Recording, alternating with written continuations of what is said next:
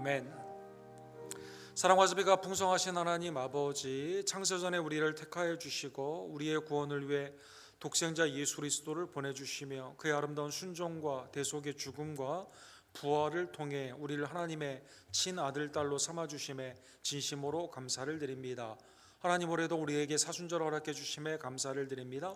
하나님의 말씀으로 내 마음을 비춰보기를 간절히 원하며 회개 가운데 주님을 영화롭게 하고 믿음 가운데 승리하는 귀한 역사 주님 허락하여 주시옵소서. 날마다 나 자신을 부인하고 나의 십자가를 지고 주님을 닮아가는 하나님의 경건의 백성들로 우리 사랑의 남종과 여종들을 축복하여 주시옵소서. 예수님을 믿고 세례를 받으며 그리스도의 장성한 분량까지 함께 자라나는 어린아이부터 노년이 이르기까지 믿음의 한 공동체로 우리 언덕교회를 주님 축복하여 주시옵소서. 연약한 자를 고쳐주시고 심령이 약한 자가 담대케 되기를 간절히 원하며 또 순산의 은혜가 귀한 지체에게 임하기를 간절히 원합니다. 오늘도 예배 가운데 나온 모든 지체들의 발걸음을 예수 그리스도를 만나고 그 가운데 하나님의 놀라우신 은혜로 변화받음으로 말미암아 헛되지 않을 수 있도록 주님 역사하여 주시옵소서. 예수 그리스도의 이름으로 간절히 기도드립니다.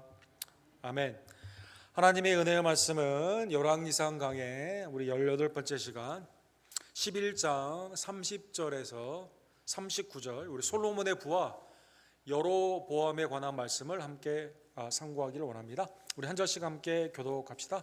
열왕기상 11장 30절 아히야가 자기가 입은 새 옷을 잡아 12조각을 찢고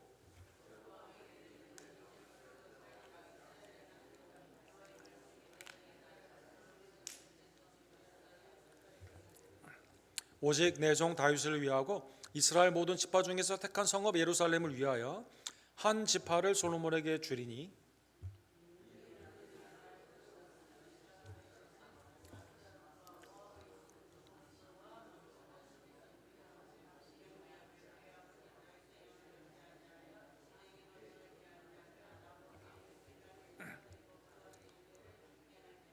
그러나 나는 택한 내 종 다윗이 내 명령과 내 법도를 지켰으므로 내가 그를 위하여 솔로몬의 생전에는 온 나라를 그의 손에서 빼앗지 아니하고 주관하게 하려니와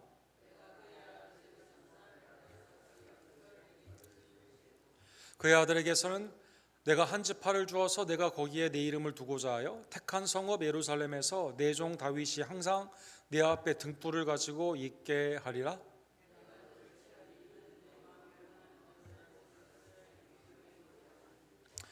내가 만일 내 명령한 모든 일에 순종하고 내 길로 행하며 내 눈에 합당한 일을 하며 내 종 다윗이 행함같이 내 율례와 명령을 지키면 내가 너와 함께 있어 내가 다윗을 위하여 세운 것 같이 너를 위하여 견고한 집을 세우고 이스라엘을 내게 주리라.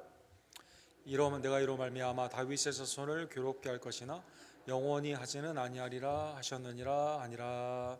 아멘. 솔로몬의 부와 우리 여로보암에 관한 하나님의 은혜의 말씀을 상고하기를 원합니다. 오늘은 그 2월 14일 2024년 우리 사순절이 시작하는 날입니다. 사순절은 이제 그 부활절로부터 뒤로 주일을 뺀 40일 동안 예수님의 고난을 기억하고 특별히 이제 내 심령을 말씀 안에 비추어 보는 그래서 죄 가운데는 회개하고 그리스도께서 죄사함의 은혜를 주셨음을 감사하며 믿음 가운데 부활의 신앙으로 나아가는 복된 절기가 됩니다. 뭐 이렇게 남들이 보이게 뭐 특별한 금식을 한다던가 아니면 나의 의의를 드러내는 시간이나 아니면 막 저지멘탈하게 율법적으로 누구를 판단하는 시간이 아니라 나의 죄, 특별히 내 마음의 죄로 말미암아 있는 여러 가지 상처들을 그대로 주님 앞에 내어놓고 십자가의 은혜로 씻김을 받는 새롭게 되는 절기, 회개와 새로움의 절기가 이 사순절의 절기가 되는 것입니다. 오늘은 특별히 유발디 총격 사건이 있었던 2주년이 되는 그러한 날이기 때문에 특별한 행사들이 또 많이 있었고 또 이제 발렌타인데이가 또 오늘이었어요. 그래서 워낙 복합적인 세상에서 있는 여러 가지 사건과 절기 가운데 특별히 믿는 우리들에게는 이제 사순절 그리스도를 기억하고 나 자신을 부인하고 주님을 쫓는 복된 절기를 우리가 맞이하게 된 것입니다.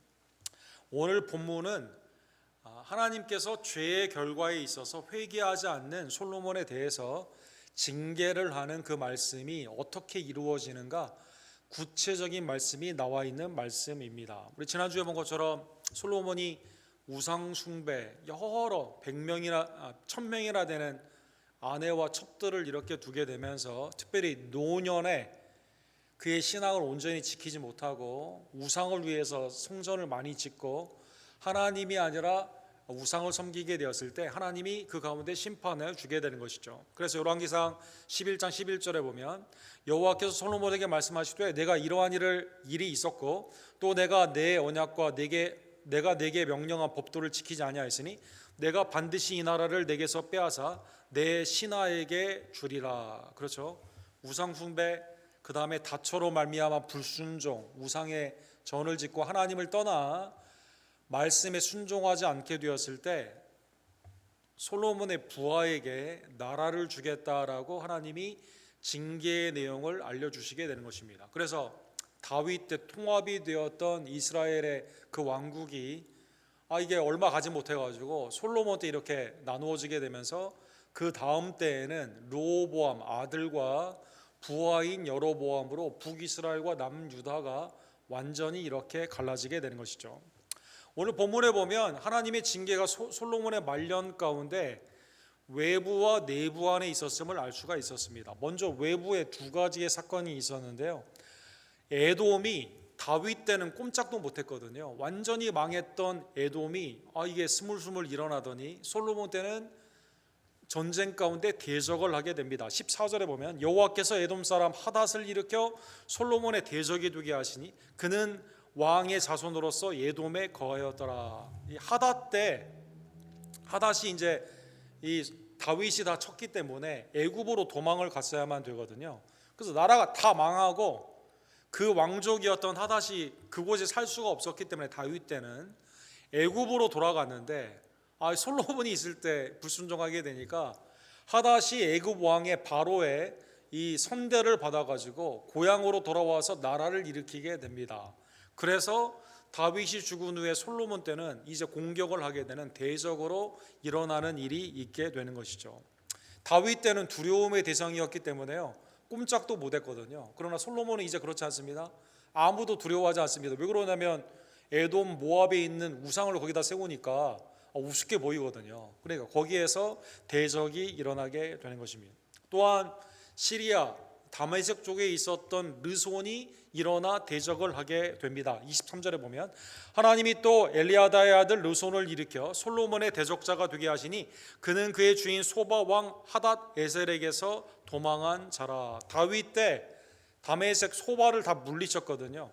그래서 르손이 남은 무리들 아주 그냥 오합지졸인 사람들과 그냥 겨우겨우 연명을 했는데 다윗 때는 꼼짝도 못하다가 솔로몬이 우상을 섬기면서 여러 그 지혜 없는 어리석은 일을 하게 되니까요. 이 사람들도 규합을 해가지고 다메섹에서 나라를 일으켜가지고 이 솔로몬을 압박을 하게 되었다는 것입니다. 그러니까 이제 하나님의 징계가 하나님을 떠나게 되었을 때 우상이 날 보호해 주는 게 아니라 우상의 성전을 많이 지으면 뭐합니까?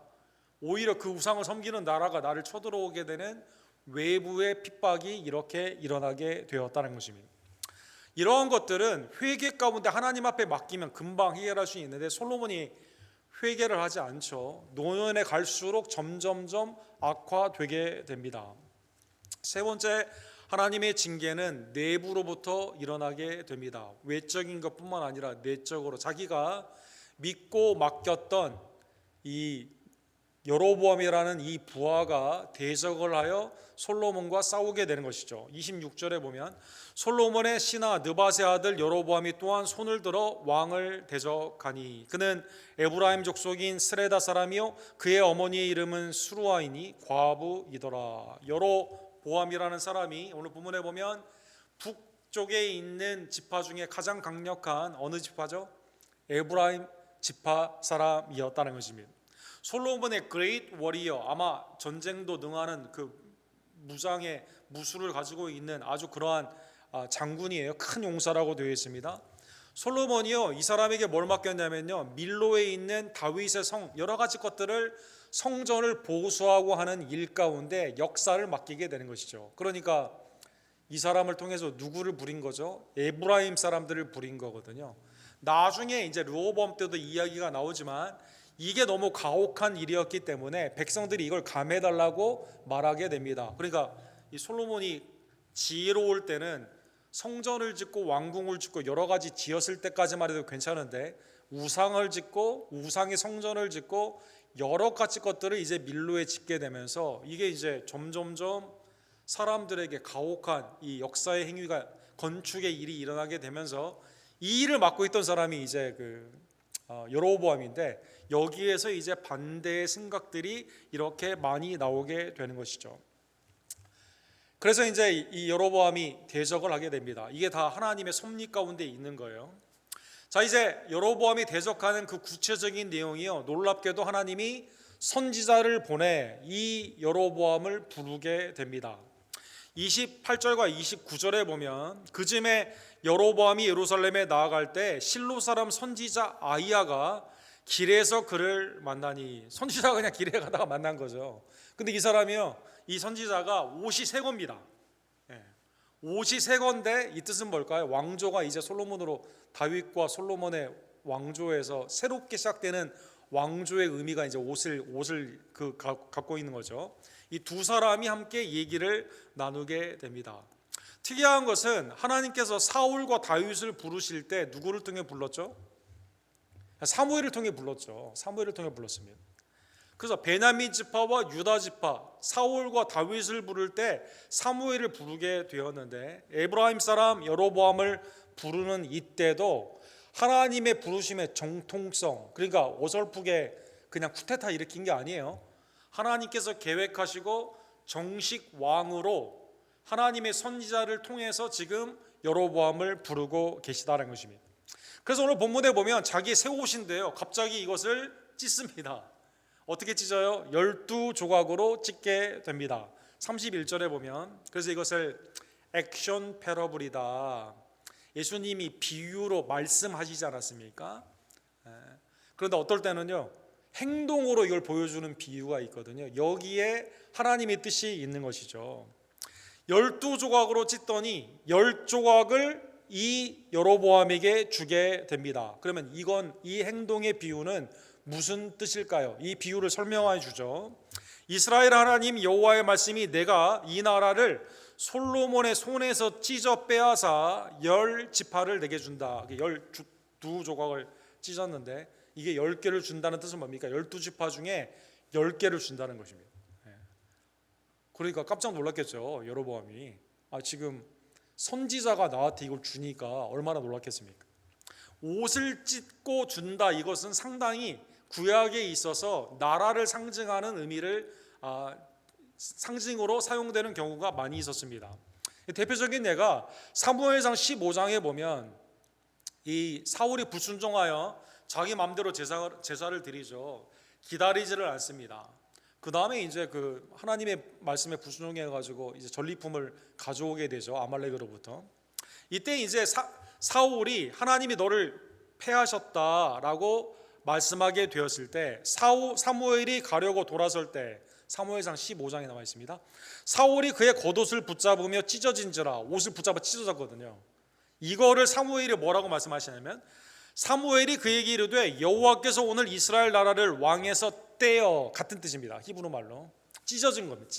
찢어져가지고 옷이 찢어져가지고 오덱에서 떼어 왕보다 나은 왕의 이웃에게 주셨나이다. 그렇죠. 그래서 다윗에게 주었다. 옷을 찢어준 것을 나라를 준 것으로 이렇게 표현하는 말씀이 나와 있습니다. 그것처럼 10개를 12개 중에 10개를 받게 되니까 지금 이게 엄청난, 이 여로보암은 깜짝 놀랐겠죠. 12지파 중에 10개면 몇 퍼센트입니까? 거의 70% 이상 되지 않습니까? 야, 나에게 그 나라가 온다고 깜짝 놀랐을 것입니다. 31절과 32절에 보면, 그러면 12개 중에 10개를 받았으니까 그러면 2개를 그러면 솔로몬이 킵하나? 이런 생각을 했겠죠. 32절에 보면 오직 내 종 다윗을 위하고 이스라엘 모든 지파 중에 택한 성읍 예루살렘을 위하여 솔로몬에게는 뭐만 줍니까? 한 지파만 준다. 한 지파만 준다. 유다 지파만 주게 됩니다.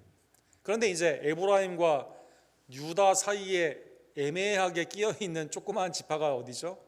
베냐민이죠. 베냐민이 나중에 이제 유다에 붙게 되는 것이죠.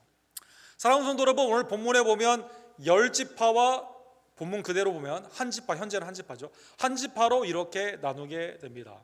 그러면 이게 좀 생각해 보게 되면 우리가 솔로몬의 인간적인 모습을 보게 되면 야, 10개나 빼앗겼네 이렇게 생각해 볼 수 있지 않습니까? 그러나 하나님 편에서는 그렇지가 않죠. 하나님 편에서는 우상을 섬기고 지금 우상에 전을 짓고 그 다음에 이방인과 통혼을 하고 그 다음에 불순종하게 되면 완전한 심판이라면 몇 개를 줘야 돼요? 원래 12개를 다 줘야 되죠. 12개를 다 줘야 되죠, 여러분. 한 지파를 남겨뒀다는 것입니다. 한 지파를 남겨뒀다. 그러면 왜 한 지파로 하나님은 줄이게 하셨을까요? 하나님을 버렸기 때문이다. 33절에 보면 온갖 우상을 섬겼다 이렇게 말하죠. 나를 버리고 시돈 사람의 여신 아스다롯과 모압의 신 그모스와 암몬 자손의 신 밀곰을 경배하여 그의 아버지 다윗과 같이 행하지 아니하였다. 그래서 하나님이 솔로몬을 버리는 사건으로 열 지파를 준 것입니다. 우상을 섬겼고 다윗과 같이 행하지 않았기 때문에 이렇게 솔로몬에게 한 지파를 남기고 나머지 것을 이렇게 여로보암에게 주었다는 것입니다. 그러나 심판 중에 사랑하는 성도들은 아까 말씀드린 것처럼 다 빼앗지 않은 거예요. 완전히 심판하지 않았습니다. 하나님이 자비 가운데 한 지파를 유다를 남겨놓게 된 것이죠. 심판 중에도 하나님께서는요, 오늘 본문에 보면 회개의 기회를 주십니다. 그렇죠?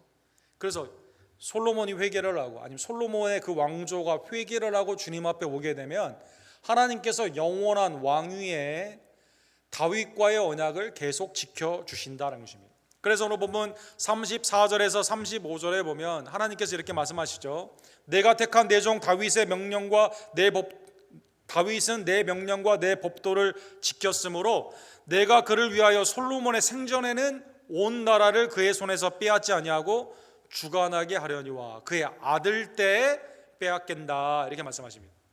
한 지파를 남겨놓은 이유에 대해서는 36절에 보면 이렇게 말씀하십니다. 그의 아들에게는 내가 한 지파를 주어서, 무슨 지파죠? 유다 지파죠. 내가 거기에 내 이름을 두고자 하여 택한 성읍 예루살렘에서 내 종 다윗이 항상 내 앞에 등불을 가지고 있게 하리라. 회개 가운데 하나님께서 남겨둔 그 은혜 가운데 돌아오기를 원하기 때문에 가장 중요한 다윗과의 사무엘하 7장에 보면 언약의 가장 중요한 건 뭡니까? 하나님을 경배하고 순종하는 거거든요. 그 다음에 예루살렘의 그 기능에 가장 중요한 건 뭡니까? 성전 아닙니까? 성전. 그렇죠? 예배를 드리는 그곳을 주는 겁니다, 여러분. 이게 이제 나중에 굉장히 큰 역할이죠. 여로보암이 보니까요, 오늘 사순절이지만 이제 이스라엘의 3대 절기, 7대 절기 이렇게 있지 않습니까?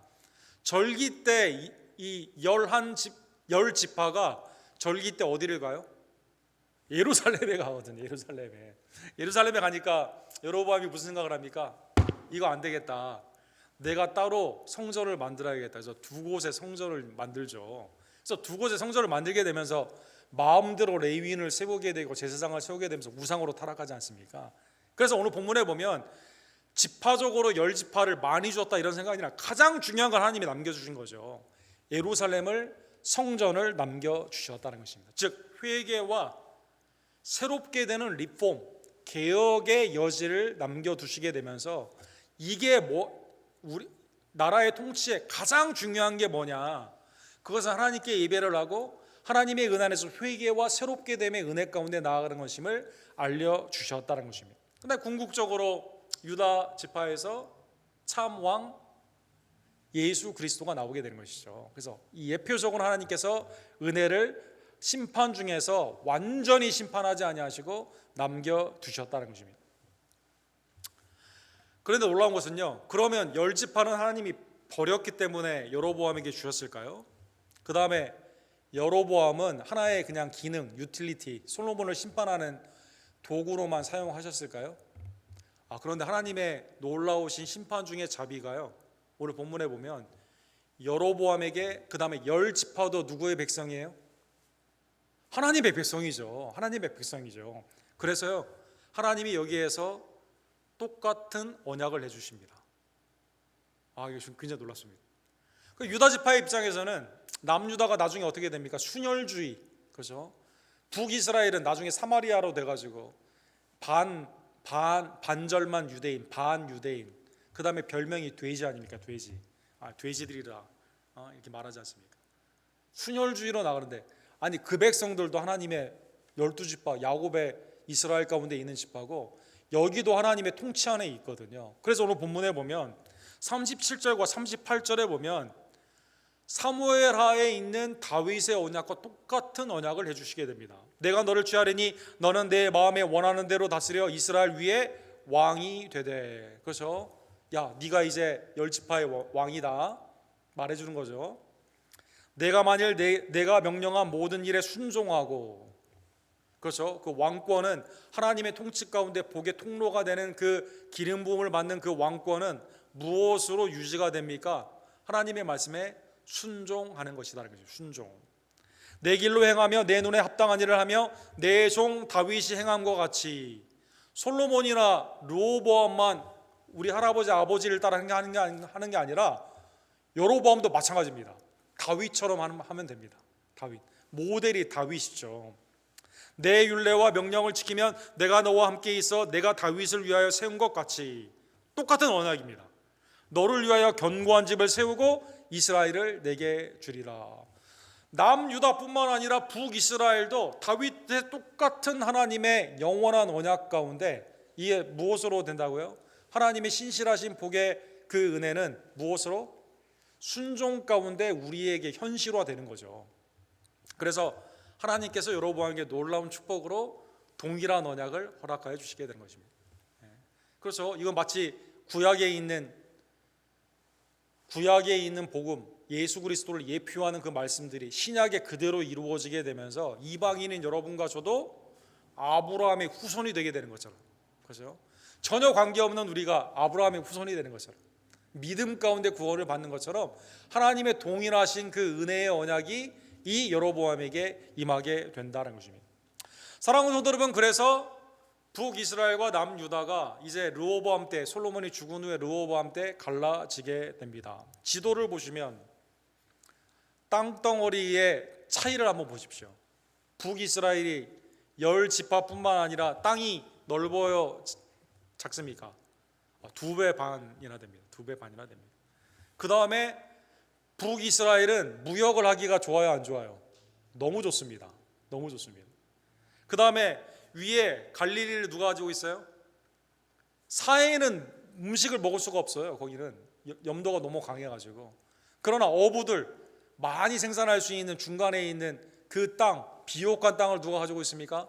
북이스라엘이 가지고 있습니다.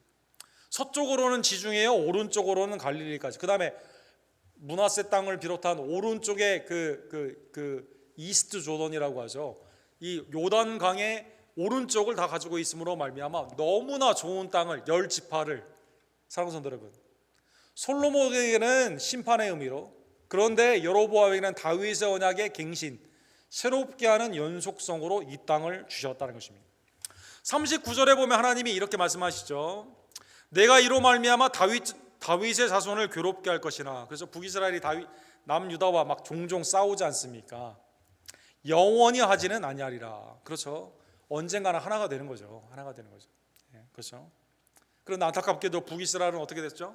여러분, 북이스라엘은 신학자 간에 19명이냐 20명이냐 왕의 숫자에 대해서 좀 논란이 있긴 하지만 20명이라고 치고, 여로보암 때부터 밑으로 나오는 왕조가 4번이나 바뀌면서 20명의 왕이 하나님 앞에 순종했을까요? 안 했을까요? 한 명도 순종을 하지 않습니다. 한 명도 순종을 하지 않습니다. 어떻게? 야, 5%도 안 돼, 어떻게? 그 다음에 여기는 암살로 사람을 왕을 쉽게 너무 죽여요. 그래서 왕조가 몇 번 바뀝니다. 자살하는 왕도 있고. 그렇죠?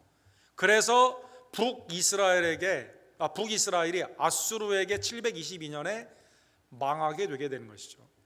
사랑하는 성도 여러분, 여로보암이 이 말씀을 받았을 때 어떤 생각을 했을까요? 야, 어떻게 나 같은 사람을 10지파나 나한테 준다고? 사랑하는 성도 여러분, 여러분 중에 어느 날 선지자가 와가지고 여러분한테 말하는 겁니다. 미국 땅의 3분의 1을 너한테 주겠다. 이제 진짜 생각만 해도 생각만 해도 엄청나죠, 여러분. 그죠? 그러면 무슨 생각을 할까요? 아니, 내가 뭐라고 나를 이렇게 이런 땅을 주셨나?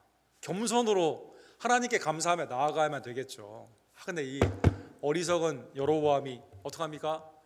우상을 섬기고 송아지를 만들고 그 다음에 그 백성들에게 그냥 영적인 경건이 아니라 완전히 우상을 섬게 하는 그러한 일 가운데 나아가게 되고, 오늘 본문에 나오는 아이야라는 선지자가 이제 노년이 돼서 앞을 못 보게 됩니다. 앞을 못 보게 되었을 때 이제 그 여로보암이 자기의 삶 가운데 이 아이야를 아내를 보내가지고 조언을 얻기 위해 보내게 됩니다. 이때 아이야가 아내임을 금방 압니다. 열왕기상 14장에 보면 이 말씀이 나와 있어요. 이 아내를 보낸 이 여로보암에 대해서 아이야가 처음에는 지금 하나님의 왕으로 소명의 부르심을 받는 그 본문에 있었던 그 아이야가, 동일한 아이야가 이렇게 말합니다. 야, 이제 너 망했다, 이렇게 말합니다. 왜 그랬을까요? 불순종했거든. 내 이전 14장 9절에 보면 내 이전 사람들보다 네가 더 악을 행하고 가서 너를 위하여 다른 신을 만들며 우상을 부어 만들어 나를 노엽게 하고 나를 내 등 뒤에 버렸도다. 10절에 보면 그러므로 내가 여로보암의 집에 재앙을 내려 여로보암에서 속한 사내는 이스라엘 가운데 매인자나 노인자나 다 끊어버리되 거름덩이를 쓸어 버림같이 여로보암의 집을 맑게 쓸어 버릴지니라. 그렇죠? 하나님에 한해서 자격도 없는데 사실은, 그렇죠? 하나님의 심판 가운데 새롭게 갱신하기 위해서 이 사람을 세웠는데 이 사람이 곧 하나님을 버리고 악한 일로 나아감으로 말미암아, 너무 빨리 부패함으로 말미암아 하나님이 북이스라엘을 심판하여 주신다라는 것입니다. 자, 오늘 본문의 말씀을 통해 사랑하는 성도 여러분, 만물보다 부패한 것이 우리의 심령. 솔로몬이 너무 쉽게 타락을 했죠. 여로보암이 너무 쉽게 타락을 했습니다. 여로보암과 북이스라엘 왕들은 그렇다 하더라도 솔로몬은 이게 타락이 너무 빠르거든요. 사랑하는 성도 여러분, 사무엘하 7장 14절에 보면 다윗의 언약 가운데 이 부분을 생각을 안 하는 겁니다. 왕들이. 여러분과 저도 하나님과의 그리스도를 통한 새 언약 가운데 이 부분을 생각을 안 하는 거죠. 나는 그에게 아버지가 되고 그는 내가 아들이 되리니 그가 만일 죄를 범하면 내가 사람의 매와 인생의 책찍으로 징계하려니와. 죄를 범하면 하나님이 당연히 징계하시는데 그건 생각을 안 하는 거죠. 예수 그리스도를 믿고 순종하며 나아가는 우리의 삶 가운데 이 부분을 생각을 안 하는 거죠. 성결, 하나님의 은혜 가운데 회개와 말씀의 순종으로 나아가야 되는 그게 얼마나 중요한가, 하나님의 징계가 얼마나 무서운가를 깨닫지 못한다는 것입니다. 여러분, 구약의 오늘 본문의 이 사무엘 상하, 그 다음에 열왕기 상하의 코멘터리를 쓰신 월터 브루그만이라는 아주 유명한 신학자가 있습니다. 이분이 여기에 대해서 이렇게 유명한 말씀을 하죠. Wisdom without obedience, 순종이 없는 지혜는 is meaningless. 순종이 없는 지혜는, 순종이 없는 우리의 삶 가운데 있는 지혜뿐만 아니라 모든 분복은요 아무런 의미가 없다는 거죠. 사랑하는 성도 여러분, 우리가 주님 앞에 순종하지 아니하면 내가 가지고 있는 거, 나의 삶 가운데 있는 누리는 모든 것들이 아무런 의미도 없다는 것입니다. 사랑하는 성도 여러분, 오늘 본문의 말씀을 깨달으며, 그러나 우리를 위해 이 땅에 오신 예수 그리스도께서는 십자가까지도 순종하시고 우리의 구원을 이루어 주시는 신실한 왕이심에 감사하는 주의 종들 되기를 간절히 원합니다. 요한복음 18장 37절에 보면 빌라도와 예수님이 이런 대화를 하죠. 내가 왕이냐 왕이 아니냐? 예수님이 이렇게 말씀하십니다. 내 말과 같이 내가 왕이니라. 내가 이를 위하여 태어났으며 이를 위하여 세상에 왔나니 곧 진리에 대하여 증언하라 함이니라. 무릇 진리에 속한 자는 내 음성을 듣느니라 하신대. 그렇죠? 은혜와 진리가 풍성하신 예수 그리스도는 여러분과 저를 복음으로 구원하셨죠. 십자가와 부활로 구원하여 주셨습니다. 성도의 지혜는 어디 있습니까? 하나님을 경외하는 거죠. 신학에는 뭡니까? 진리 되신 예수님을 순종하는 겁니다. 오늘 본문에 내 음성을 듣느니라, 청각을 의미하는 게 아니에요. 순종입니다. 순종. 주님의 음성에 순종하는 것이 주님의 백성이다라는 것입니다. 사랑하는 성도 여러분, 주님은 우리를 위해 죽으시고 부활하실 뿐만 아니라 지금도 우리에게 순종 가운데 우리를 인도하여 주시죠. 그래서 고린도전서 1장 8절에 보면 아주 교회가 엉망인데 바울 사도가 고린도 교회를 향해 이렇게 말합니다. 주께서 너희를 우리 주 예수 그리스도의 날에 책망할 것이 없는 자로 끝까지 견고하게 하시리라. 주님이 이 교회 고린도 교회를요, 하나님의 은혜 가운데 책망할 것이 없는 자로 성결의 은혜 가운데 인도하여 주신다는 것입니다. 어떻게 인도하여 주시죠? 진리로 인도하여 주신다. 그러면 고린도 성도들은 어떻게 해야 됩니까? 순종해야만 된다는 것입니다. 오늘 본문의 말씀을 깨달으며 그러한 의미에서 사랑하는 성도 여러분, 솔로몬이 너무 쉽게 마지막에, 그렇죠, 순종이 없는 아무런 의미 없는 지혜, 그렇죠, 그 지혜를 가지고 뭐 통혼, 이방인과 통혼, 무역, 건축, 그러나 다 소용이 없는 거죠. 사랑하는 여러분, 나라를 뺏기는데 무슨 의미가 있겠습니까? 끝까지 여러분과 저는 하나님의 은혜 안에서 믿음을 온전히 지키는, 여러분, finishing well, 그렇죠? 이 마라토너가 마지막 선까지 가야 되는 거 아닙니까? 그래서 여러분과 저는 믿음을 온전히 지키는 주의 종 놀래기를 간절히 원합니다. 히브리서 3장 14절 우리 다 같이 읽도록 하겠습니다. 우리가 시작할 때 확실한 것을 끝까지 견고히 잡고 있으면 그리스도와 함께 참여한 자가 되리라. 그죠? 복음으로 시작한 하나님의 은혜가 여러분과 제가 주님이 우리를 견고히 해주시는 그 은혜가 있음을 깨달으며 끝까지 믿음을 온전히 순종으로 지키는 주의 종들 되기를 간절히 원합니다. 디모데후서 4장 7절과 8절에 보면 바울 사도는 자기의 생애를 세 가지, 하나님의 주시는 그 면류관의 은혜를 받는 세 가지를 말씀하셨죠. 내가 선한 싸움을 싸우고 나의 달려갈 길을 마치고 믿음을 지켰으니, 이 세 가지를 말했습니다. 그렇죠. Good fight, 영적인 선한 싸움을 하는 거고, 나에게 은혜의 복음 가운데 있는 신앙의 경주를 온전히 마치는 것이고, 그 다음에 믿음을 지키는 것이다. 그렇죠. 믿음을 지키는 것이다.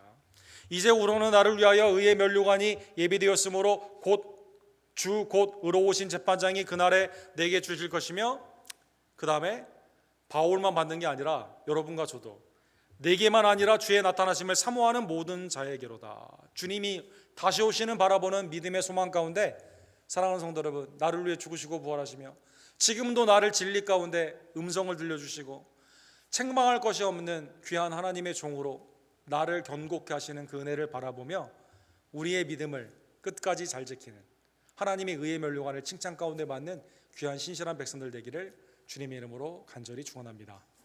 사랑과 자비가 풍성하신 하나님 아버지, 독생자 예수 그리스도를 우리에게 보내주심으로 말미암아 그의 아름다운 순종, 특별히 십자가까지 지는 그 순종으로 말미암아 우리에게 하나님의 땅을 기업으로 주심에 감사를 드립니다. 하나님, 나의 부르심을 늘 알마다 기억하며 언제나 겸손과 온유로 교만을 꺾고 나를 위해 죽으시고 부활하신 그리스도를 바라보며 우리에게 당면한 선한 싸움을 온전히 하고 달려갈 길을 온전히 다 마치고 믿음을 온전히 지키는 하나님의 복된 백성들, 주님이 우리에게 주시는 그 생명과 의의 면류관을 온전히 받고 칭찬받는 복된 교인들 될 수 있도록 주님 역사하여 주시옵소서. 하나님, 복음 가운데 시작한 우리의 신앙이 견고하게 끝까지 온전히 지킴으로 말미암아 하나님의 은혜에 참여하는 복된 지체들 되기를 간절히 원합니다. 깨어있는 영성을 더하여 주시옵시며 날마다 그리스도의 복음으로 하나가 되기를 원하고, 또 선줄로 생각하지 않고 믿음으로 겸손해지며 주님을 영화롭게 하는 하나님의 복된 백성들, 왕같은 지도자들, 주님의 아들 딸들 될 수 있도록 특별히 이 사순절에 회개와 믿음과 경건의 삶으로 우리를 변화시켜 주시옵소서.